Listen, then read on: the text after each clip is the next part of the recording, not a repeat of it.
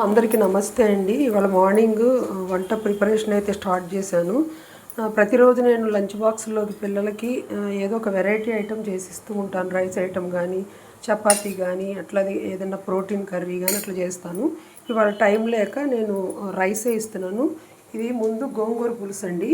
దీంట్లోకి శనగపప్పు, ఉల్లిపాయలు, పచ్చిమిర్చి అన్నీ వేసుకుని ఉడకబెట్టాలి. మామూలుగా అయితే విడిగా ఉడకబెడతాను. ఇవాళ టైం లేక కుక్కర్లో పెట్టేశాను. దీనికి కాంబినేషను ముద్దపప్పు అనమాట. ఈ రెండు అయితే అయిపోయినాయి. దీంట్లో పోపు పెట్టాలి. ఇవాళ రైస్ ఇస్తున్నాను కాబట్టి రైస్ కూడా విడిగా వండేశాను. మనం ఏదైనా వాళ్ళకి లంచ్ బాక్స్ ఇచ్చేటప్పుడు కార్బోహైడ్రేట్స్, ప్రోటీను, ఫైబరు, ఫ్యాట్స్ అన్నీ ఉండేట్టు చూసుకోవాలి. ఇవాళ టైం లేక నేను రైసే ఇస్తున్నాను. దానికి తగ్గట్టుగా దీంట్లో ప్రోటీన్ కోసం శనగపప్పు వేశాను. ఎటు కందిపప్పులో కూడా ప్రోటీన్ ఉంటుంది కదా. ఇదేమో దొండకాయ కర్రీ. అప్పుడప్పుడు వాళ్ళకి వేపుళ్ళు చేస్తే ఇష్టం కదా అని కొంచెం నూనె వేసి చేశాను నేను. కొంచెం ఎక్కువ కర్రీ ఉన్నప్పుడు కొంచెం నూనె వేసుకుని కొంచెం కనుక వేపుకుంటే ఎక్కువ ఆయిల్ పట్టదు. అప్పుడప్పుడు వాళ్ళకి ఇలా చేస్తే వాళ్ళు ఇష్టపడతారు కదా అని చేస్తుంటా వేపుళ్ళు.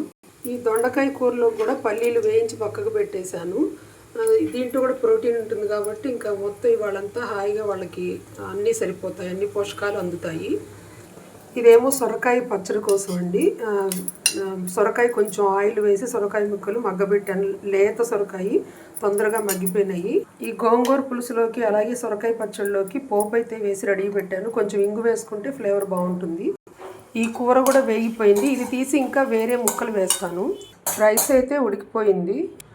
ఇంకా చాలా రోజులు అయిందని చెప్పి ఇవాళ సగ్గుబియ్యం జావ అయితే పెట్టాను. చదువుకునే పిల్లలకి బాగా ఒంట్లో ఓవర్ హీట్ ఉంటుంది. అది కొంచెం పోవాలంటే అప్పుడప్పుడు సగ్గుబియ్యం జావ ఇవ్వచ్చు. ఇప్పుడు వర్షాకాలం కాబట్టి దీంట్లో బెల్లం వేస్తాను నేను. పటికి బెల్లం బదులు మామూలు బెల్లం వేస్తాను. ఎక్కువ నూనె పట్టకుండా సగం వేయిస్తాను. ఇప్పుడు మిగతా ముక్కలు కూడా వేసేసాను. ఇవి కూడా కొంచెం హైలో పెట్టుకుంటే తొందరగా వేగుతాయి చూసుకుంటూ. ఈ ఉడికిచ్చిన గోంగూర పులుసుని మళ్ళీ ఒకసారి కనుక పొయ్యి మీద పెట్టి కొంచెం వేడి చేస్తే దగ్గరకు వచ్చేస్తుంది. అప్పుడు మనం ఉప్పు కారం వేసి పోపు వేసుకోవటమే. ముద్దపప్పు కూడా కొంచెం ఉప్పది వేసేసి ఒకసారి పొయ్యి మీద పెడితే కొంచెం దగ్గరకు వస్తుంది. ఉప్పు చూసుకుని వేసుకోవాలండి. గోంగూర పులుసులో కూడా వేసాం కాబట్టి చూసుకుని వేసుకోవాలి. పులుసు అయిపోయింది. ఇంకా ఉప్పు కారం వేసేసి పోపు వేసుకోవడమే దింపేసి. ఉప్పు కారం కూడా వేసాను. ఒకసారి బాగా కలుపుకోవాలి కలిసేటట్టు. గోంగూర పులుసు అయిపోయిందండి. దీంట్లో కిందాక మనం పెట్టుకున్న పోపు వేయాలి. ఇంగు వేస్తే చాలా బాగుంటుంది. నేను ఇంగు వేసాను. సొరకాయ పచ్చడి కూడా అయిపోయింది. దీంట్లో కూడా రెండిటికి కలిపి నేను పోపు వేసేసాను. అది కూడా దీంట్లో కలుపుకోవడమే. ఇది రైస్లోకి చాలా బాగుంటుంది. అలాగే ఈ చట్నీ దోశల్లోకి కూడా బాగుంటుంది. సగ్గుబియ్యం జావ కూడా అయిపోయిందండి. ఇంకా దీన్ని మనం చల్లారి పెట్టుకొని ఇంకా కెటిల్లో పోసుకోవటమే. కూర కూడా మంచిగా వేగిపోయింది. దీంట్లో ఉప్పు కారం అయితే వేసేసాను. కొంచెం జీలకర్ర వేస్తే ఆ వేడికి కొంచెం వేగుతుంది. జీలకర్ర వేస్తే మంచిది అనమాట, పొట్టకు మంచిది. మనం ఇన్ని ఐటమ్స్ వేసుకున్నప్పుడు ఉప్పులు అన్నిట్లో సమానంగా వేసుకుంటే మంచిది కాదు. కొంచెం తగ్గించి వేసుకుంటే ఇప్పుడు మనకి బీపీలు, షుగర్లు రాకుండా ఉంటాయి. ఇప్పుడు ఇందాక వేపి పెట్టుకున్న పల్లీలు ఉంటాయి కదా, అవి మొత్తం దీంట్లో వేసుకొని ఒకసారి బాగా కలుపుకోవాలి. ఇంకా మనకు వేరే ప్రోటీన్ అని అవసరం లేదు. ఇది వేస్తున్నాం కాబట్టి ఇది సరిపోతుంది.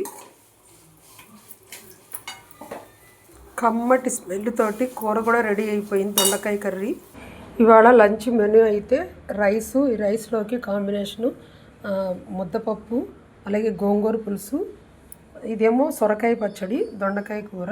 వీటన్నిటితోటి ఇవాళ లంచ్ ప్రిపరేషన్ అయిపోయిందండి. అప్పుడప్పుడు మనం గోంగూర పులుసు, గోంగూర వాడుతూ ఉంటే ఐరన్ బాగా ఉంటుంది, మంచిది హెల్త్కి. ఇంతేనండి ఇవాళ లంచ్ వీడియో. థ్యాంక్ యూ అండి.